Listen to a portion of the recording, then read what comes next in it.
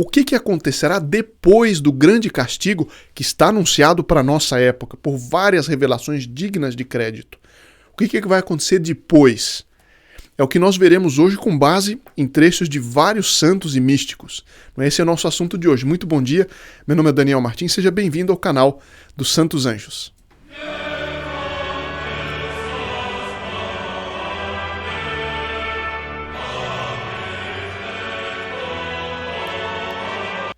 Pois é, nós temos conversado já várias vezes aqui no canal, nas nossas conversas de segunda a sexta-feira. Muito bem-vindos àqueles que estão vindo pela primeira vez. Aliás, está aqui o número. Aqueles que ainda não conhecem e ainda não ligaram, podem ligar para esse número e pedir seu adesivo gratuito de São Miguel. São Miguel, protegei minha família. Já está bento por um sacerdote. Não deixe de ligar de 6 da tarde até as 10 da noite. Uma campanha, toda ela feita pelos nossos voluntários, que estão fazendo várias campanhas e preparando várias iniciativas. Bom, agora, os anjos, como nós temos conversado, um dos ministérios deles, é serem executores da justiça divina. Quando a gente fala justiça divina, a gente normalmente pensa nos castigos, e tem razão. Mas a justiça divina também está relacionada com o prêmio, porque Deus Nosso Senhor, que é justo e castiga o pecado das nações tem que ser castigado nesta terra, como ensina Santo Agostinho, porque a nação Brasil, a nação França não vai para o céu ou para o inferno, vão as pessoas, mas a nação não. Então, as nações são premiadas ou castigadas ainda nesta terra. E Santo Agostinho diz que as guerras são uma das formas que Deus Nosso Senhor usa para castigar a humanidade por seus crimes. E acontece o seguinte, que Deus que castiga, ele é tão justo e misericordioso ao mesmo tempo que quando ele premia muito mais até do que a pessoa merece. Então ele dá aquilo que é justo e por cima da justiça, que manda também premiar quem faz o bem, vem a misericórdia muito mais até do que ele castiga. Então, o que vem depois desse grande castigo que nós temos conversado, que está anunciado para a nossa época? Para a nossa época. E não precisa nem a gente discutir muito sobre se a nossa época merece ou não merece. É claro que merece, e mais do que qualquer outra época na história, porque nós conhecemos muito mais do que os bárbaros, por exemplo. Nos foi dada a Santa Igreja, nos foram dados os sacramentos, e nós, eu digo assim, enquanto no geral a gente vê a média das pessoas que não vivem em estado de graça, que não frequentam os sacramentos, infelizmente dentro da Santa Igreja, maus sacerdotes. Nós veremos aqui o que diz Jacinta, por exemplo, a esse respeito. Quer dizer, a nossa época merece esse grande castigo. Agora, durante esse período todo de decadência, que a gente pode, para resumir muito, ir até a época da Renascença, do protestantismo, quando a cristandade medieval católica começou a decair na sua prática da fé, a gente vê que nesse período todo houve quem se levantasse, não foi a humanidade inteira que ofendeu a Deus, houve quem se levantasse com todo o vigor, com todo o calor de alma para defender os direitos de Deus em público. Santo Inácio de Loyola, na época do protestantismo, vários papas, São Pio V, por exemplo, mais recentemente, vários papas, Beato Pio IX, São Pio X, e assim, várias almas fervorosas, vários santos que se dedicaram. Isso, no seu conjunto, também será premiado, porque eles foram grandes representantes da humanidade, papas, santos, congregações religiosas magníficas. Isso será premiado numa época histórica, que está também anunciado no Apocalipse, isso nós veremos outro dia, mas também várias revelações particulares. O triunfo da Santa Igreja, depois de um grande castigo, está anunciado. Então a gente fala muito de 3 dias de trevas, tem razão, nós até conversamos sobre isso outro dia. Depois disso tudo, virá uma era de glória para a Santa Igreja, em que as almas em massa vão servir a Deus Nosso Senhor, vão praticar os mandamentos, enfim, será uma época de glória que São Luís Grignion de Montfort chama Reino de Maria, e outros santos dão outros nomes. Eu tenho aqui alguns trechinhos que eu queria comentar hoje com vocês, todos eles tirados de livros que tem o imprimatur, enfim, da autoridade eclesiástica, e de pessoas cujas revelações foram estudadas pela autoridade eclesiástica do local, do momento das aparições, ou pessoas que foram canonizadas já pela igreja e, portanto, seus escritos foram todos revistos e tudo mais. Certo? Então vamos agora direto para esses trechinhos, e como eu vejo que existe muito interesse com essas revelações em nosso canal, eu trarei mais e mais material também sobre isso ao longo das nossas conversas, né, de segunda a sexta-feira. Eu começo por uma visão de Jacinta que justifica uma coisa que eu falei aqui. Assim, outubro de 1918, ela teve uma revelação sobre a conversão dos pecadores. E ela vai se referir ao castigo. E eu cito só esse trechinho. Se os homens não se emendarem, Nossa Senhora enviará ao mundo um castigo como não se viu igual. Os padres só deviam ocupar-se das coisas da igreja. Eles deveriam ser puros, muito puros. Não é? Isso nós já comentamos em outro vídeo. Eu apenas estou citando aqui o que eu acabei de dizer há pouco. Bom, São Maximiliano Kolbe, muito conhecido, eu creio que de todos que estão me assistindo, né? Ele disse a propósito do triunfo de Maria Santíssima, depois de um castigo, né? Vós vereis um dia a imagem da Imaculada no centro de Moscou, no mais alto do Kremlin. Kremlin é o lugar onde fica o governo russo, né? Antes que isso aconteça, devemos passar por uma prova de sangue. E, assim, várias outras coisas que São Maximiliano Kolbe disse. Como eu disse hoje, eu vou mostrar trechinhos pequenos e depois, ao longo das nossas conversas, podemos nos aprofundar em cada um desses. Uma outra mística que eu não conhecia e pesquisando sobre o assunto, vendo as compilações mais sérias, enfim, eu fiz alguma pesquisa sobre o assunto e achei vários casos realmente interessantes, são pouco conhecidos, pelo menos no Brasil. E, infelizmente, a maior parte das obras a respeito não estão em português. Mas diz aqui, é Sor Catalina Fil-Jung. Catalina Fil-Jung. Ela, de 1848 a 1915. Ela é uma virgem da região da Lorena, portanto ali na França, perto da Alemanha. Ela tinha êxtases, tinha os estigmas e se ofereceu à justiça divina como vítima expiatória. As suas profecias, que vão desde 1873 até sua morte, são notáveis por sua precisão. A gente vê que ela, da mesma época de outra mística que nós comentamos aqui no canal, e vamos comentar ainda mais me chegaram alguns livros, assim que tiver um tempinho nós vamos nos debruçar sobre Marie-Julie Jahenny, não é? que ela fala dos 3 dias de trevas e tudo mais. Então a gente vê que é mais ou menos a mesma época, é a providência querendo evitar o castigo. Quando Nossa Senhora veio em Fátima, ela diz, ainda dá tempo de evitar o castigo. Depois, lá em 1950, creio, que Nossa Senhora apareceu para a irmã Lúcia e disse, não, agora já não tem mais como evitar o castigo. O que Nossa Senhora tentou, Nosso Senhor, por meio de aparições e de revelações e de pessoas que anunciaram isso tudo, mas os homens não ouviram. Mas enfim, algumas profecias dessa Sor Catalina Fil-Jung já se realizaram. A Primeira Guerra Mundial, que ela previu com muita precisão, as leis antirreligiosas na França. Outras também estão em curso de realização. O fim do celibato eclesiástico, ou seja, padres pedindo o fim do celibato eclesiástico. Ela previu também que Santa Joana d'Arc virá novamente em socorro da França. Isso é algo também que existem outras profecias de que Santa Joana d'Arc virá novamente em socorro da França. Sobre ela pode-se ler o livro Sœur Catherine, de Eugène Ebel, a edição de Paris de 1928, assim, outros livros aqui. Eu não vou ficar ocupando muito tempo de vocês com todas as referências. Se alguém quiser alguma referência específica, eu dou a referência que eu tenho aqui. Bom, ela viu, e aqui eu leio dessa compilação, ela viu que apareceria Santa Joana d'Arc durante o castigo, durante o grande castigo. Santa Joana d'Arc apareceria na França. E a gente vai ver que é interessante que tudo que diz respeito à França é um sinal do que acontece com o mundo. Por quê? Porque a França, enquanto país, era chamada filha primogênita da igreja. Foi o primeiro país, enquanto país, em que um povo inteiro se converteu, se batizou, em que a igreja, desde o comecinho, desde o nascedouro desse país, enquanto país, França, ela teve ali a sua mão.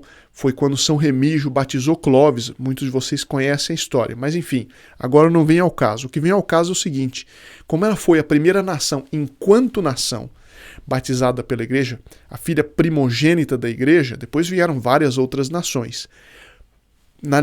Nos desígnios da providência, com muita frequência, a partir da França, se espalha pelo mundo muitos erros, modas e tudo mais, sobretudo modas femininas, imorais.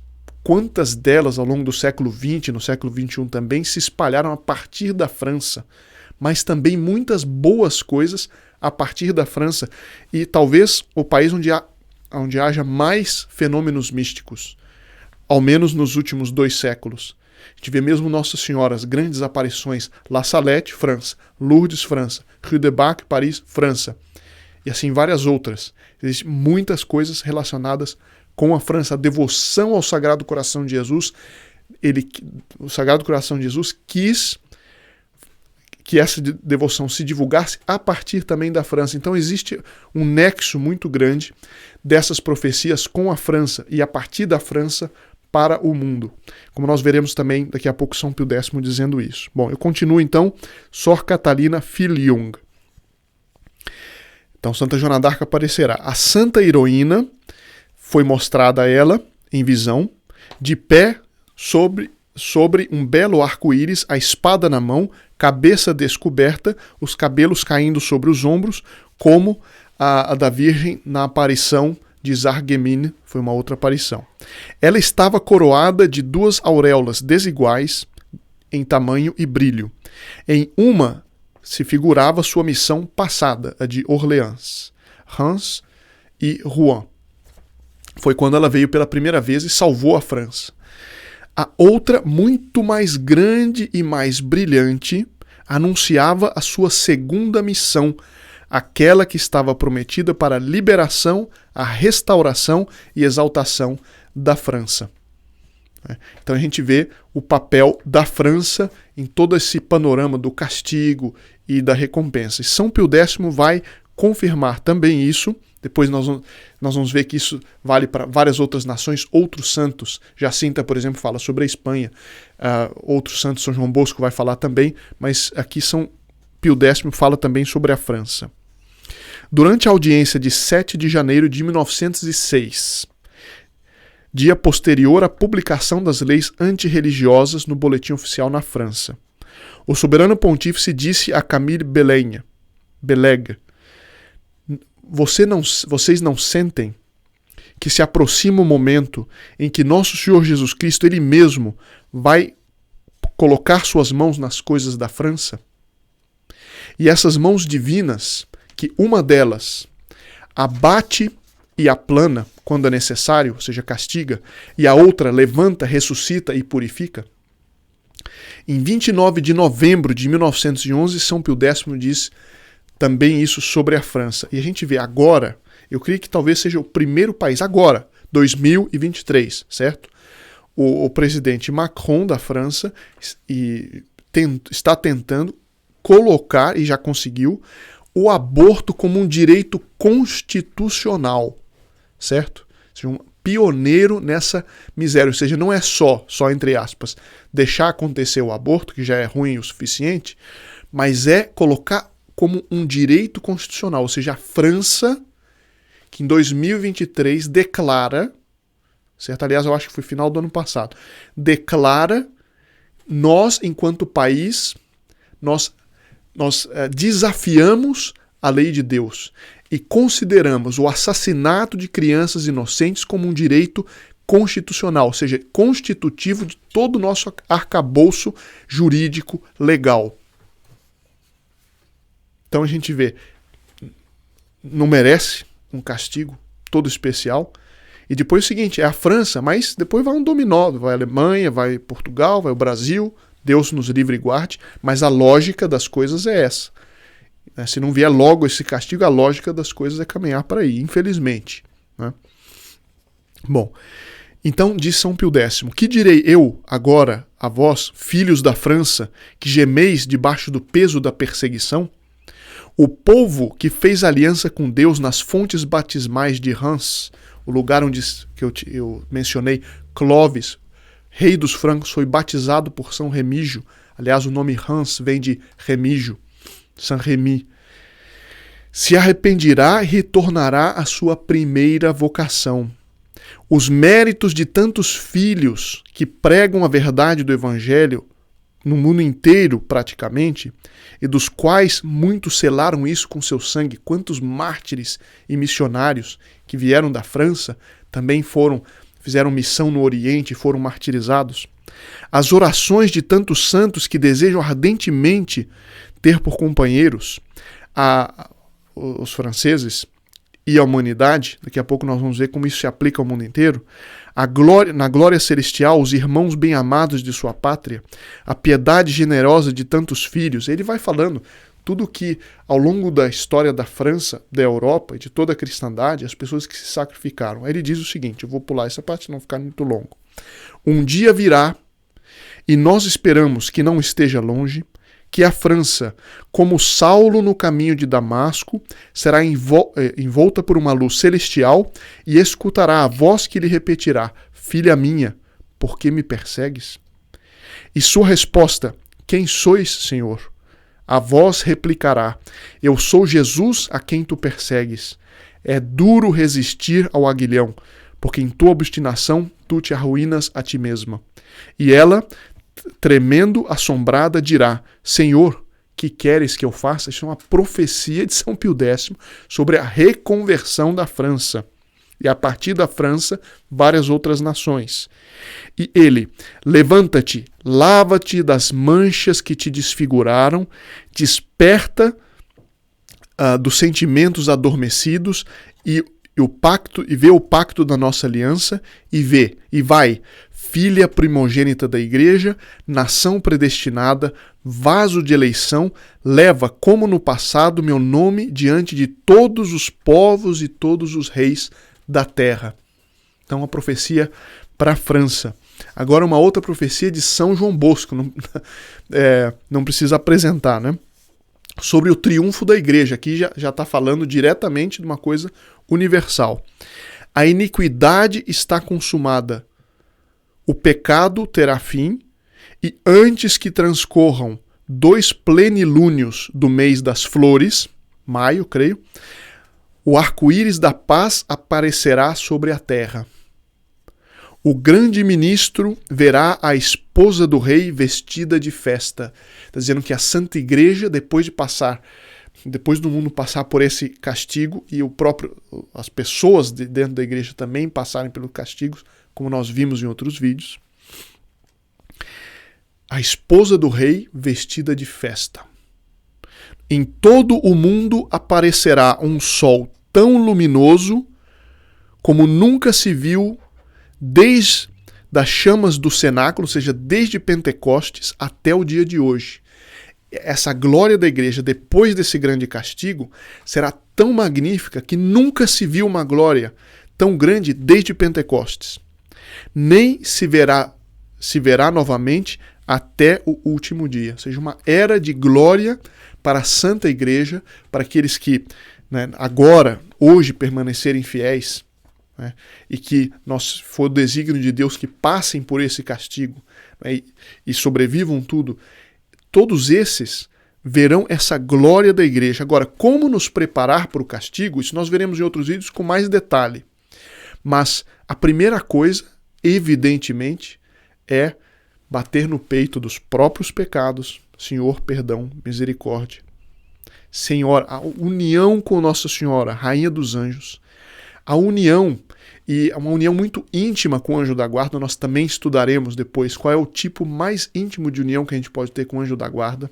Isso está sendo preparado, enfim, para as próximas semanas e meses. Mas isso é a principal preparação. Alguém vai dizer, mas será que eu preciso estocar comida? Uma vez eu achei interessante uma resposta que eu ouvi um professor dar com uma pergunta assim, mas a gente não vai estocar comida, estocar víveres e tudo mais para o dia do castigo? Disse, é como comprar um guarda-chuva para se preparar para o dilúvio. Quer dizer, esse castigo ele tem uma origem sobrenatural. É uma coisa gigantesca. Então, o melhor da preparação é nós não nos preocuparmos tanto com o que comeremos, com o que beberemos. Não. É nós nos unirmos a Nossa Senhora e aos santos anjos. É claro, ter a vela benta, ter os sacramentais, rezar, ter o terço em casa, isso tudo a gente pode fazer.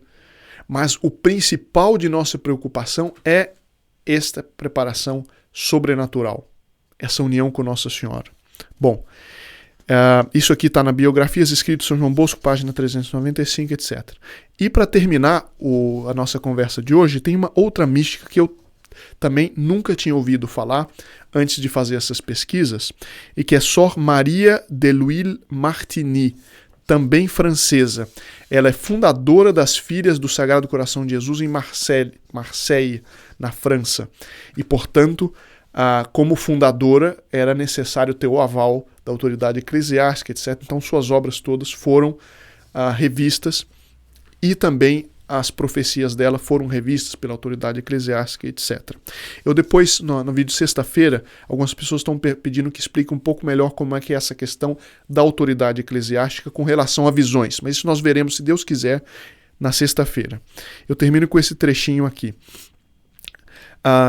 Sor Marie de L'Huile Martigny. Ela diz, ela escutou uma voz saindo do sacrário que lhe dizia, aspas, eu farei uma maravilha.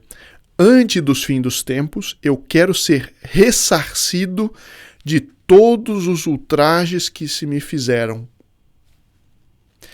Todas as graças rejeitadas, eu quero as conceder de novo. Veja que maravilha. Basta a gente pensar na quantidade de graças que foram rejeitadas nos últimos 5, 7 séculos, que a gente chama do período revolucionário, né? Todas as que foram rejeitadas, Nosso Senhor, ele quer ser ressarcido. Havia o castigo, mas como que ele vai ressarcir? Ele vai conceder essas graças de novo e com mais abundância. Eu sou como o rio do qual as águas sobem e não há nada que as pode impedir de transbordar. Eu vou repetir porque isso é muito bonito. Isso aqui está no livro de Michel Servan. O nome do livro é Vigiai e Orai porque a hora está próxima. É um livro, são 3 volumes grossos assim. Eu comprei o livro, consegui num sebo. Vamos ver se chega. Infelizmente não está em português, mas é um livro muito sério, muito documentado sobre várias dessas revelações. Mas eu repito, veja que bonito isso, ou seja, Nosso Senhor, que é justo, ele vai castigar. Mas ele vai ser ressarcido por almas que vão dizer sim às graças nesse período. Veja que bonito. Antes do fim dos tempos, portanto, é uma época histórica. Não é assim, vai ter o castigo, o fim do mundo, acabou, pluf. Não. Antes do fim dos tempos, eu quero ser ressarcido de todos os ultrajes que se fizeram contra mim na terra. Todas as graças que foram rejeitadas, eu quero as conceder de novo. Eu sou como um rio do qual as águas sobem e não há quem possa impedir de transbordar. Ou seja, é um rio que quando sobem as águas, quando Nosso Senhor quiser que o rio das graças que Ele dá para a humanidade, né, ele se encha e transborde, e transborde, e transborde, não vai ter quem vai segurar. Veja, isso daqui nos deve dar uma confiança enorme. E Nossa Senhora nos deve dar a esperança de praticar a virtude, porque isso é o que nos espera. Alguém diz, mas e se eu vier a falecer antes, sabendo que Nossa Senhora, a glória de Deus será restituída, se eu tiver essa alegria, ainda que eu morra antes, eu receberei no céu ainda muito mais. Então isso nos deve dar alento, isso nos deve dar esperança, nos deve dar fôlego para enfrentar as dificuldades e nos preparar também para o castigo, sabendo que depois vem uma misericórdia muito maior. Espero que não tenha ficado muito longo e nos vemos amanhã, se Deus quiser.